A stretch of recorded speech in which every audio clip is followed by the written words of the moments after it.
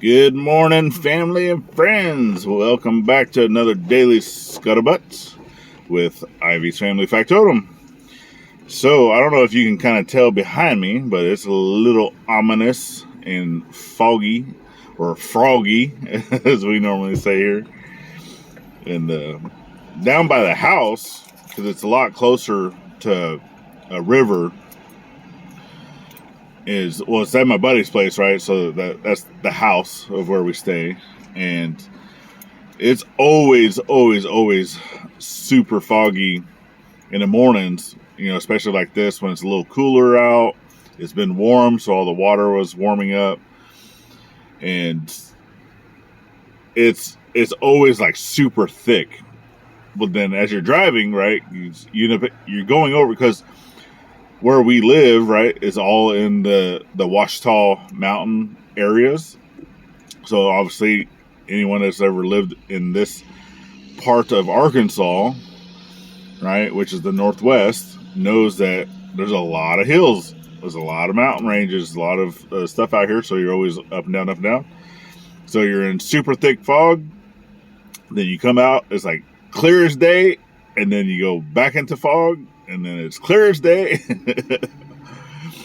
So, coming back in town, dropping the kid off at school. Obviously here it is foggy once again. And it's coming through. It's pretty thick. It's pretty thick. And as I'm sitting here currently, it's like getting thicker and thicker and thicker. Whether it will take me over where I'm at, where you will stop seeing stuff. I don't think that will happen, because as you can see, the sun's also coming out. So out by our, so I don't know, like at our property, of how foggy it would get, because we've never woken up there. But I do know that the elevation of our property is much higher than at my buddy's property. So who knows? It might not. Plus, we're right on the end, because we're in between two ridges, our property, and we're actually at the very tip of one ridge that comes through. But yeah, it is interesting. Just to see that when you're driving. So what's going on? They're like, what happened to Friday? I know. So Friday was actually a day off for the kiddo. And then, with that happening, right? Basically, we had woken up, we gotten up, and fairly early, we all took a trip to the city, up to Fort Smith. So, basically the day went on, and I don't mind recording the Daily Scuttlebutt like in the afternoon, as long as I know that it'll upload for that day, right? Because sometimes the uploads, obviously since I've been here in town, coming in my truck, the uploads go a lot faster, obviously. But if I record at the house, the upload is a few hours, right? If I'm at our property, same way. But right now, I don't have any type of booster. There's no electricity. There's no nothing at the property. Well, they're in a sense. So electricity is actually still turned on at the property, but we don't have a pole or service pole. So, because right now the transformer, which we actually found that out, but kind of the hard way, I guess, because I had tested the voltage, and there was a voltage present, but it wasn't super high. So I didn't know if that was an issue with my meter. And this is actually when I'm pretty sure it's when I found out that my meter was bad. The fuses in my meter, which I'm still got to finish fixing, because I bought 2 of the 3 fuses and it still didn't work properly. So Yeah. Because when this is when we were taking down the house and all that stuff, right? Anyway, we don't have electricity, running water, any of those things like that. So the septic. So today is basically a phone call day, right? We're gonna start getting some people on schedules to get like the septic tank inspected and looked at. See what I need to do to be able to use it as like a dump station, if it is good to go for the RV. And then I'm gonna have, so since the RV is gonna be on the front side of the property and the septic is on the back side of the property, close to where the house was, we're gonna have to get one of the rolling tanks, something that, because they have them to where you can connect them to like a ball of a vehicle to be able to tow it around, because they get heavy, right? So I'm gonna get the one that I can tow around to basically go from the RV, tow it back out the road, go down the driveway, and then take it to dump it. Right? Or hopefully by then we'd have like a little 4-wheeler or ATV type thing, because that should be hopefully coming soon. And then water. So I know that the well, like I know how deep the well is. I looked at the clarity of the well, which actually I have samples here. Let me see if I can probably reach it. So let me step out the truck and I'll get it right here. I took samples of the creek. Yeah. Took samples of the creek, the pond, and the well. And then that's right here. So, I mean, you can see it's, fairly clear water. I mean, well, it's really clear water. But there is just a little bit of sediment, right? There was some sediment, at least in the sample that I got. Now, I mean, you might be able to see like the little, but I mean, it's water coming out of the ground, so it's going to be, expected to have some type of things like that, and that's why you utilize filters, all right? Especially here in Arkansas, because, look, yeah, I told you that fog is coming in. All them trees disappeared. You probably noticed that before I did. It is froggy today. So, but yeah, I want to get this tested. So I'm actually trying to go through the,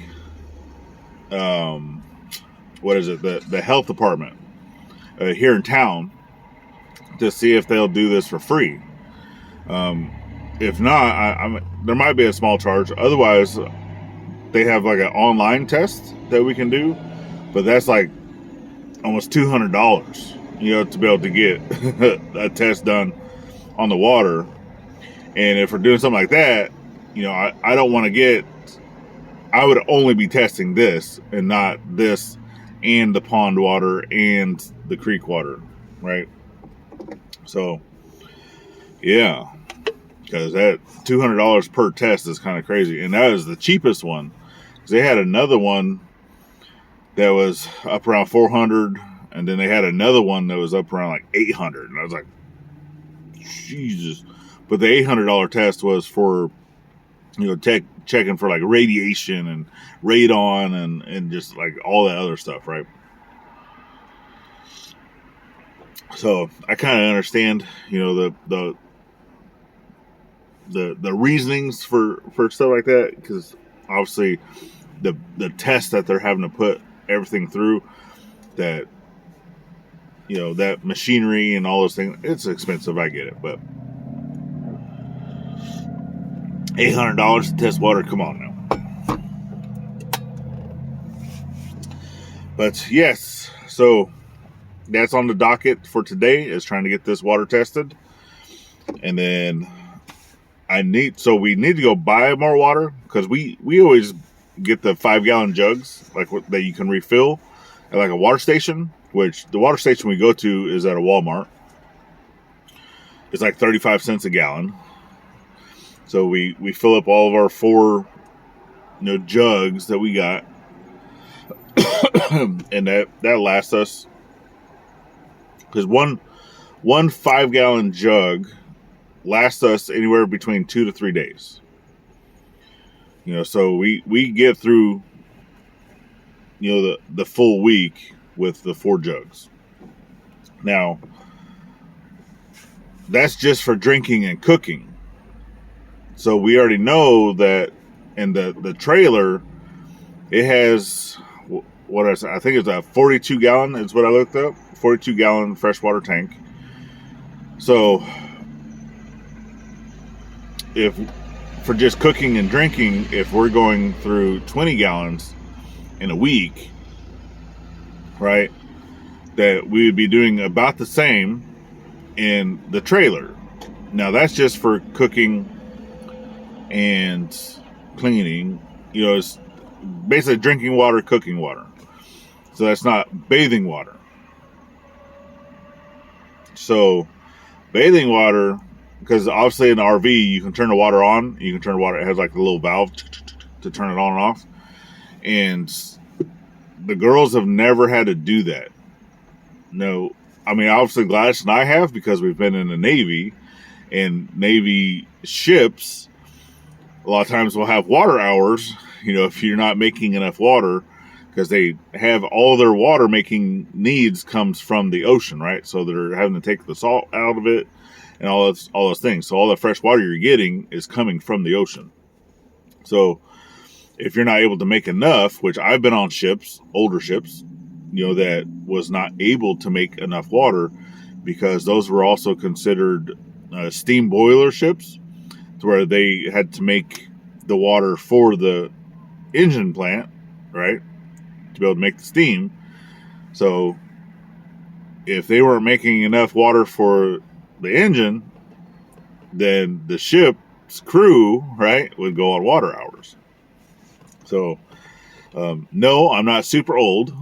It's just, it was that type of ship was still considered a steam. It was still considered a steam ship. So, they had boilers. It was a boiler, basically. Okay, to where they had the boiler technicians and all that. But yeah,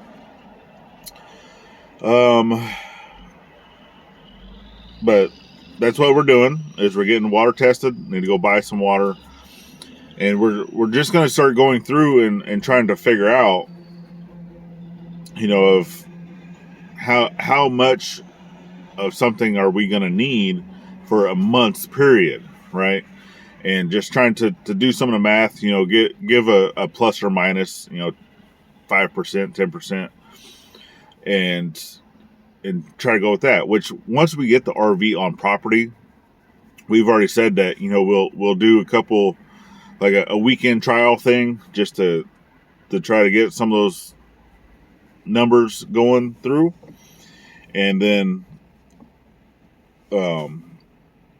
once we have the stuff that we absolutely need, right, to be able to survive and all that stuff, because right now gas prices is going up, right? So we've already said that we are not doing off grid, that we're going to be connecting to power. So we're going to be getting a service pole. We're going to be connecting to power. We're going to be getting all that connected, getting the RV connected. So once we get that going, that's when we'll be in the trailer full time, because having a little one with autism, and then having another teenager with ADHD, they are not going to survive being off grid. Can I do it? Sure. Can Gladys do it? Sure. Does she want to do it? No. Would I want to do it? If I needed to, I would. But I don't need to, and so that's the decision that was made, and yeah, once all those things are done. So I got a lot of phone calls to make today. I also want to start calling around or getting some numbers too for some dirt work. Getting possibly a dozer. Whatnot. I would like to have someone come out to the property and look at everything that we would like to have done, and just give us like a number, a quote. That way we can start figuring out, okay, this is how much something like this will be. In hindsight, it could be a little more if we went with someone else. It could be a little less if we went with someone else. But that's also that you're going to get what you pay for, right? Per se. So I'm going to continue looking into that and just seeing if we can get someone out there for a quote. And then today, so I need to let fog lift. I'm going to go finish recording some video for Wednesday, because we already have a video coming out today at 3 p.m. on the main channel. So make sure that your notifications are turned on for that. It's greatly appreciated. And yeah, I think that's about it. That's all we got for today. No stories today. I will get some more stories put up, because like I said, in previous videos, that my phone, with a forward-facing camera, only records for a certain amount of time before it shuts itself off. And whenever that happens, if I have not finished the video, I have to go in and edit those videos now and put them together and then put it out. Well, I try to do everything on my phone, and the program that I had on my phone, I don't like. So if you guys have any other phone type programs that is good for editing and all that such, let me know. I'll look into it, and maybe I could do a little bit longer videos. But for right now, I leave it at where it's at. I just do a one take shot, record it, throw it up, and then go from there. So you're gonna get some and and all the other stuff that I normally edit out of the main channel. Getting in and out of the truck, drinking coffee. This is just live action. So anyway, I got stuff to do. I need to get into the store. I need to go check our P.O. box, which those links are in the description. Might not necessarily be in this description right away, because I always add that stuff later. But you can go check out our other videos. It's in there if you want to ever send us anything to our P.O. box. I'm going to check that, because hopefully, fingers crossed, the parts came in for the Jeep and we can get that back on the road. So still waiting on that. But all right, y'all, we definitely appreciate you for following the journey. Subscribe if you made it this far and you're not subscribed. It'd be greatly appreciated. Share us out to your friends. And remember, last but not least, remember to always thank a veteran at every chance you get, not only on Veterans Day, and we'll see you on the next one. Later, y'all.